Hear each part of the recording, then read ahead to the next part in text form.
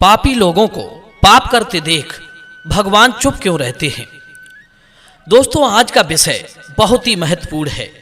यह वीडियो सबके लिए ध्यान से सुनना चाहिए और वीडियो में बताई गई बातों पर जीवन में अमल करना चाहिए। यह वीडियो लाखों लोगों की सोच बदलने वाला है। आपको इसे सिर्फ पूरा सुनना होगा और ध्यान से सुनना होगा। वीडियो का टाइटल है कि पापी लोगों को पाप करते देख भगवान चुप क्यों रहते हैं। दोस्तों, अक्सर हमने लोगों को कहते सुना है कि यह आदमी बड़ा अच्छा था, भगवान ने इसके साथ बहुत बुरा किया। कई जगह यह कहते सुना है कि अरे वो तो बड़ा दुष्ट और हैवान प्रवृत्ति का आदमी है, वो हमेशा लोगों के साथ अत्याचार करता है, भगवान उसे कभी दंड नहीं देते, वो तो धन दौलत से बढ़ता जा रहा है, आखिर ये सब भगवान को दिखाई नहीं देता क्या? भगवान अपनी आंखों के सामने पाप होता हुआ कैसे देखते रहते हैं? इस प्रकार तो लोगों का भगवान पर से विश्वास ही उठ जाएगा। दर्शकों, इसके लिए मैं आपको दो कारण समझाऊंगा कि भगवान पाप होते हुए कैसे देखते रहते हैं। तो चलिए पहले सुनते हैं ये छोटी सी कहानी। दर्शक बंधु, किसी गांव की बात है। उस गांव में भगवान विष्णु का एक बहुत ही सुंदर मंदिर बना हुआ था। मंदिर की देखभाल के लिए उसी गांव का एक व्यक्ति सेवक लगा हुआ था, जो सुबह शाम मंदिर की साफ सफाई करता था और दोनों समय स्नान ध्यान से निवृत्त होकर भगवान की पूजा अर्चना करता था। वो आदमी बहुत ही निर्धन और दुखी था। मंदिर पर आने वाले श्रद्धालुओं द्वारा उसे जो कुछ दान दक्षिणा दे दी जाती थी, वो उसी से अपने परिवार की गुजर चलाता था। मंदिर परिसर में काम करते करते वो अपनी जिंदगी से जुड़ी निजी शिकायतें भगवान की प्रतिमा के सामने खड़ा होकर करता रहता था। कभी घर की बातें, कभी परिवार की बातें, कभी दुनियादारी के उल्हाने। एक दिन की बात, वो भगवान की प्रतिमा के सम्मुख खड़ा होकर कुछ शिकायतें भगवान से कर रहा था कि हे भगवान, आपकी जिंदगी कितनी आरामदायक है। आप तो बस मंदिर में एक जगह आराम से खड़े रहते हैं और लोगों की प्रार्थनाएं सुनते रहते हैं।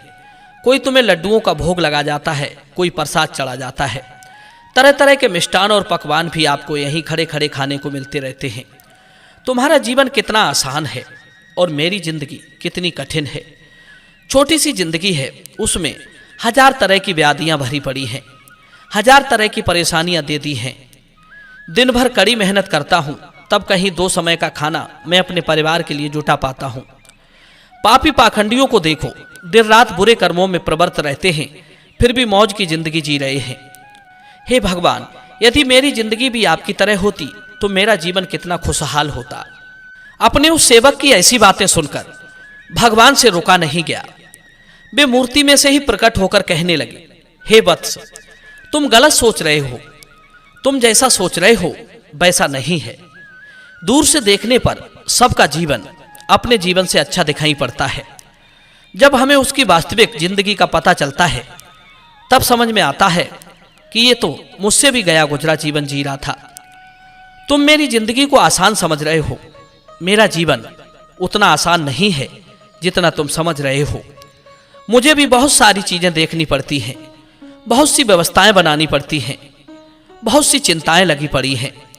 अच्छे के साथ अच्छा कैसे हो और बुरे के साथ बुरा कैसे हो, ये सब सोचना पड़ता है। कोई किसी असहाय को सताता है, कोई पीड़ित को पीड़ित करता है, तो उसकी रक्षा करनी पड़ती है। मेरी जिम्मेदारी को जिस दिन तुम समझ जाओगे, उस दिन तुम्हें मेरी मेहनत के बारे में भी पता चल जाएगा। इतना आसान नहीं है भगवान बनना। जिस तरह एक पिता बनकर मनुष्य अपनी संतान के प्रति अपने दायित्वों को निभाता है, उनके दुख सुख अच्छे बुरे का ख्याल रखता है, उसी तरह मुझे भी तुम सबका ख्याल रखना पड़ता है। इतनी सारी जिम्मेदारियों को एक साथ निभाना आसान काम नहीं है। भगवान की बात सुनकर भक्त बोला, हे भगवान जी, ये आप कैसी बातें कर रहे हैं? आपका काम तो सचमुच में बड़ा आसान है। जिस तरह पूरे दिन आप खड़े रहते हैं, तुम्हारी तरह मैं भी पूरे दिन खड़ा रह सकता हूं। इसमें क्या बड़ी बात है? भगवान बोले, बेटे, मैं फिर कहता हूं, तुम नहीं कर पाओगे। मेरे इस कार्य में बड़े धैर्य की आवश्यकता पड़ती है और मनुष्य में इतना धैर्य नहीं है कि वो परिणाम घोषित होने तक रुक पाए। मनुष्य के अंदर ये कमजोरी होती है कि वो थोड़ा सा सुख पाकर घमंड से भर जाता है और जरा भी दुख पड़ गया तो टूट कर बिखर जाता है। वो अपने धैर्य को बनाकर नहीं रख पाता। भक्त बोला, अगर ऐसी बात है तो आप मुझे एक दिन के लिए अपनी जिंदगी जी लेने दीजिए, फिर आप जैसा कहेंगे मैं वैसा ही करूंगा। दर्शक बंधुओं, भगवान ने उसे बहुत समझाया पर वो बड़ा जिद्दी था, उसने एक नहीं मानी। भगवान ने भी सोचा कि चलो मैं इसे एक दिन के लिए अपनी जिंदगी दिए देता हूं। कुछ लोगों पर उपदेशों का प्रभाव नहीं पड़ता, वे संसार के थपेड़े खाकर ही सही राह पकड़ते हैं। भगवान ने कहा, ठीक है बेटे, एक दिन के लिए मैं तुम्हें भगवान बनाता हूं और तुम्हारी जिंदगी मैं जीता हूं, फिर देखते हैं कि तुम मेरा काम किस ढंग से करते हो। और हां, मेरी जिंदगी जीने के लिए तुम्हें कुछ शर्तों का पालन करना होगा। भक्त बोला, हे भगवान, मैं तुम्हारी सारी शर्तें मानने को तैयार हूं, बताइए क्या है तुम्हारी शर्तें। भगवान बोले, बेटी सुनो, मंदिर में रोजाना बहुत से लोग आएंगे जाएंगे, जिसमें अच्छे भी लोग होंगे और बुरे भी, क्योंकि भगवान पर तो सबका ही अधिकार होता है। यदि किसी पिता का एक बेटा निकम्मा निकले तो क्या वो पिता उसे अपना बेटा नहीं बताएगा? इसी तरह अच्छे बुरे दोनों लोग मेरे बेटे हैं, पर परिणाम मैं उनको उनके कर्मों के अनुसार ही देता हूं। भगवान बोले, बेटे जब तुम भगवान बनकर मेरे स्थान पर खड़े होगे तो तुम्हें अच्छा कहने वाले लोग भी आएंगे और बुरा कहने वाले भी आएंगे। तब तुम्हें चुपचाप उनकी बातें सहन करनी है और धैर्य के साथ उनकी बातों को सुनना है और उनके अच्छे बुरे कर्मों को देखना है। तुम्हें अपनी तरफ से कुछ भी नहीं कहना है, चाहे कुछ भी हो जाए। भक्त ने कहा, ठीक है भगवान, मुझे तुम्हारी सारी शर्तें मंजूर हैं। दर्शक बंधु, अब तो भगवान ने उस भक्त से एक दिन के लिए जिंदगी बदल ली। एक दिन के लिए उसे भगवान बनाकर मूर्ति में विराजमान कर दिया और स्वयं सेवक बनकर मंदिर की सेवा करने लगे।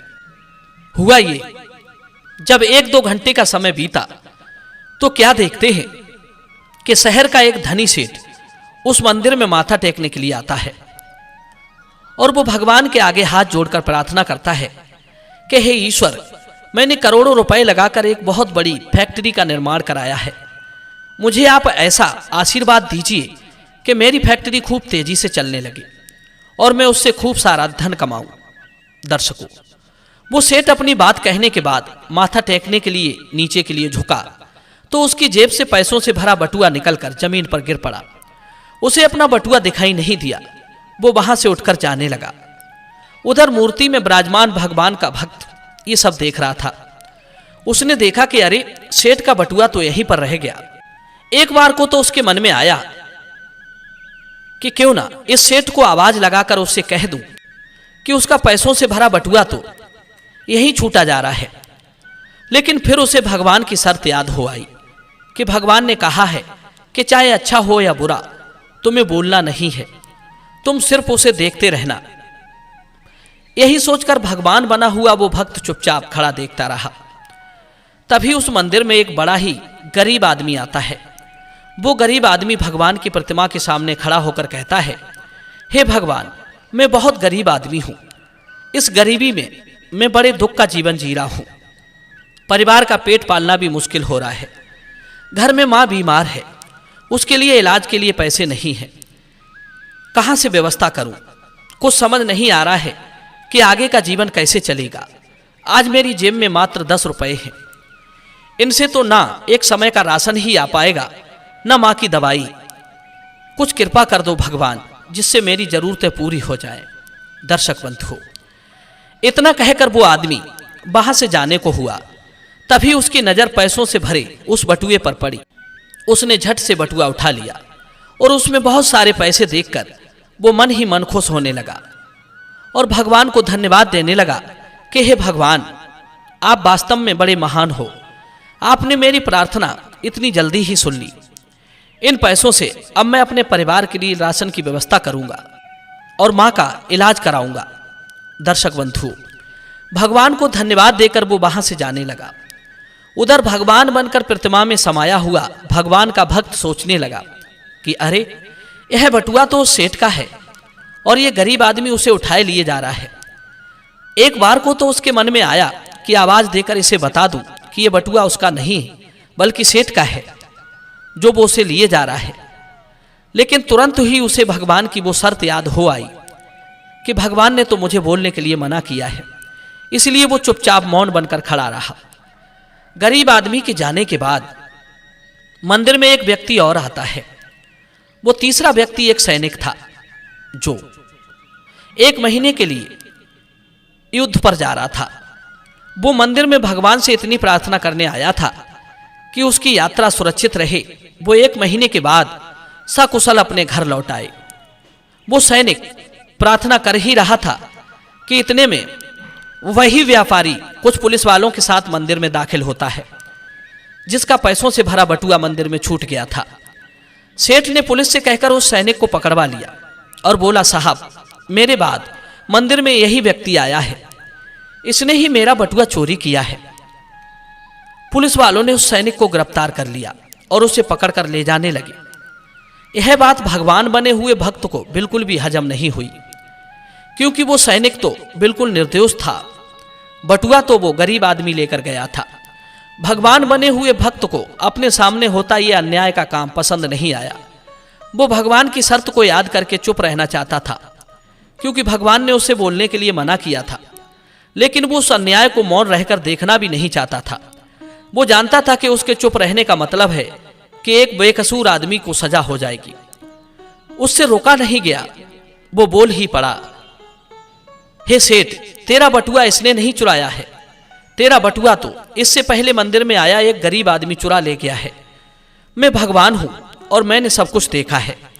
दर्शक बंधुओं, अब भला पुलिस वाले भगवान की बात क्यों ना माने? उन्होंने तुरंत सैनिक को छोड़ दिया और उस गरीब आदमी को पकड़ लाए। उससे सेठ का बटुआ भी छीन लिया। वो बेचारा बड़ा निराश हुआ। उधर जब 1 दिन का समय पूरा हुआ तो भगवान मंदिर में आए। उधर भगवान बने हुए उस भक्त ने पूरे दिन का घटनाक्रम भगवान को सुनाया और बड़े गर्व से कहा कि हे भगवान, आज मैंने एक सैनिक के साथ हो रहे अन्याय को होने से रोक लिया। देखिए, 1 दिन भगवान बनकर मैंने कितना महत्वपूर्ण कार्य किया है। भक्त की बात जब भगवान ने सुनी तो कहने लगे, वत्स, तुमने न्याय नहीं अन्याय किया है। तुमने उस गरीब आदमी को पकड़वा कर उसके परिवार के मुंह से भोजन का निवाला छीना है, उसकी बीमार मां का इलाज होने से रोका है। यह तुमने बहुत बड़ा अन्याय कर दिया है। वो सेठ बड़ा अधर्मी था, उसने पाप कर्म करके करोड़ों की दौलत चोरी है। गरीबों का पेट काटकर उसने उन पैसों को जमा किया है।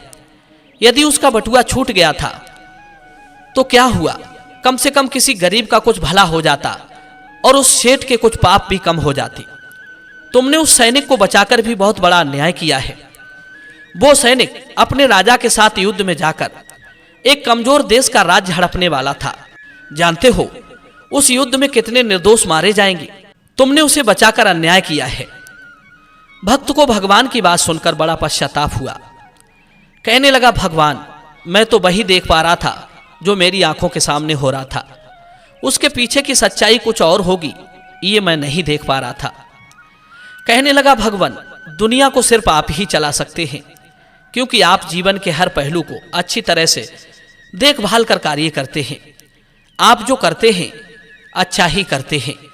गलत तो हम हैं जो जीवन की वास्तविकता को समझ नहीं पाते, उससे पहले ही आप पर दोषारोपण करने लगते हैं। जब हमारे साथ कुछ गलत हो रहा होता है या हमारे हिसाब से कुछ नहीं होता है तो उस समय हम अपना धैर्य खोकर भगवान पर कटाक्ष करने लगते हैं, उन्हें दोष देने लगते हैं। हम ये समझ नहीं पाते कि हमारे साथ हो रहे गलत कार्य में भी भगवान की कोई ना कोई योजना छुपी हुई होती है, जो आगे चलकर हमारे लिए हितकर साबित हो सकती है। समझदारी इसी में है कि हमें गंभीरता पूर्वक कार्य के अगले पिछले परिणाम को सोच लेना चाहिए। यदि आपके साथ आपकी मर्जी के अनुसार कुछ नहीं हो रहा है तो उसमें भगवान की मर्जी समझना चाहिए, और भगवान जो करता है वो अच्छा ही करता है। दर्शक बंधुओं, अब बात करते हैं उन 2 कारणों की जिनकी वजह से भगवान पाप होते हुए देखकर चुप रहते हैं। पहला कारण तो यह है कि भगवान तब तक आपकी मदद नहीं करेंगे जब तक आप दुनिया वालों पर आश्रित रहेंगे। जिस दिन आप भगवान पर निर्भर हो जाएंगे वे आपकी मदद के लिए जरूर आएंगे। दुनिया वालों पर और परिवार वालों पर आश्रित होने के कारण भगवान ने द्रौपदी की भी लाज नहीं बचाई थी। जब तक उसे लग रहा था कि मेरे बुजुर्ग भीष्म पितामह, द्रोणाचार्य, कृपाचार्य, विदुर और मेरे 5 शूरवीर पति मुझे अपमानित नहीं होने देंगे, तब तक उसने भगवान को याद नहीं किया और ना तब तक भगवान श्री कृष्ण ने उसकी मदद के लिए आगे आए। वे तो इंतजार देख रहे थे कि द्रौपदी कब अपने परिवार वालों को भुलाकर मुझे पुकारे और मैं जाकर उसकी लाज बचाऊं। और हुआ भी यही। परिवार की आस छोड़कर द्रौपदी ने अंत में भगवान कृष्ण को ही समर्पित हुई और उन्हें आवाज लगाई। तब भगवान ने बिना देरी किए उसकी लाज बचा ली। दूसरा कारण है, भगवान प्रारब्ध कर्म भी देखकर चलते हैं कि किसको कहां पर किस कर्म का दंड मिलना चाहिए, किसको किस कर्म का फल मिलना चाहिए। वे आपके अगले पिछले सारे कर्म को देखकर हिसाब किताब करते हैं, उसी के आधार पर अच्छा बुरा हो जाता है। भगवान को समर्पित होकर चलिए, आपका कभी भगवान बुरा नहीं होने देंगे। दर्शक बंधुओं, ये कहानी आपको पसंद आई हो तो वीडियो को लाइक करना और चैनल को सब्सक्राइब करना। मिलते हैं अगली कहानी में नई ज्ञान चर्चा के साथ। आप सभी दर्शकों का बहुत बहुत धन्यवाद।